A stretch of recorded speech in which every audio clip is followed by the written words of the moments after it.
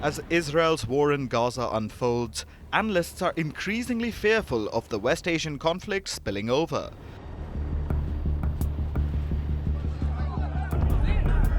And earlier this month, the 6-month war saw its biggest escalation ever. Iran and Israel attacked each other directly for the first time. On April 13th, Iran fired a barrage of missiles and drones towards Israel.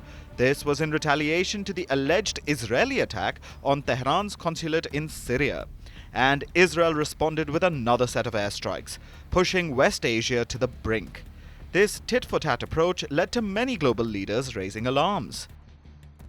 Madam President, the Middle East is on the brink. The people of the region are confronting a real danger of a devastating, full-scale conflict. Now is the time to defuse and de-escalate. Now is the time for maximum restraint. Now, while people in West Asia face threats of violence and destruction, other parts of the world are bracing for the war's impact on their pockets. West Asia is a crucial region. This is for two primary reasons: oil and shipping routes. West Asia is the world's primary source of fossil fuels. It accounts for 1/3 of the world's total crude oil output. The region is home to 5 of the world's top 10 oil producers, including Saudi Arabia, the United Arab Emirates, Iraq, Iran, and Kuwait. Any disruption in the region impacts the supply of oil, which can lead to drastic changes in oil prices. And this is what happened last week. After Israel's attack on Iran, oil prices spiked by over 4%. The price of 1 barrel of crude oil reached nearly $90. Market analysts speculate that if the war escalates further, prices will likely touch $100. Oil and gas are just one part of the problem, though. West Asia connects Asia and Europe through land and sea.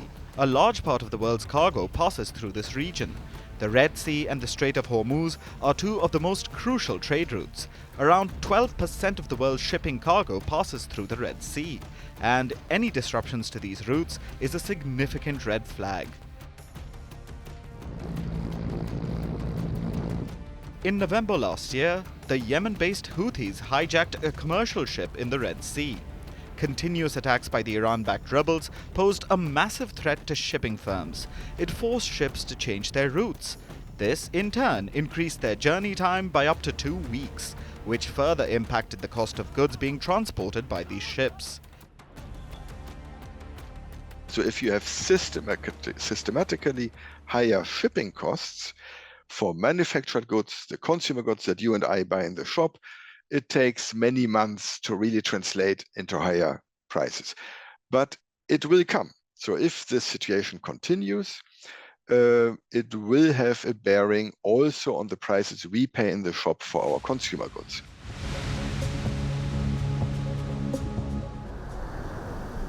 In a report last year, the World Bank painted a grim picture of the impact of escalating tensions in West Asia.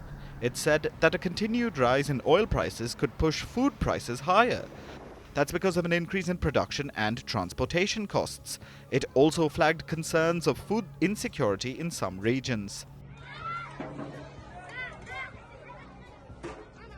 Following the war in Gaza, the average global price of wheat rose by $6 per metric ton in October 2023. In the same period, the price of maize also increased by $7. Meanwhile, the prices of crucial fertilizers climbed by up to $10.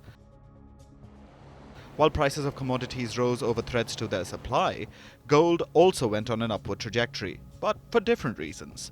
Gold is often seen as a safe haven investment during times of uncertainty, and as the West Asian crisis unfolded, people rushed to secure their investments with gold.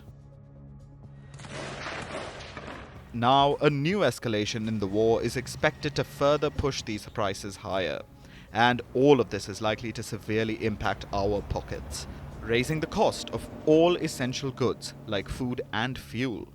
In fact, the International Monetary Fund has also warned against the risk of rising inflation due to tensions in West Asia.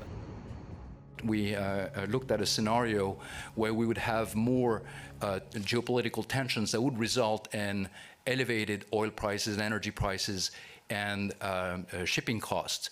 And what we find is that this would lead to higher price pressures in the global economy. There would be higher inflation, there would be lower output, and roughly the estimates we have for a sustained increase in oil prices by about 15% would be an increase in inflation globally of about 0.7%. So there is some effect there. We are not in that scenario right now. Our assessment of what has been happening with the tensions in the Middle East is there's been some increase in oil prices, but it's too early to say whether that will be sustained, and it's not in our baseline. But we certainly looked at its scenario very carefully.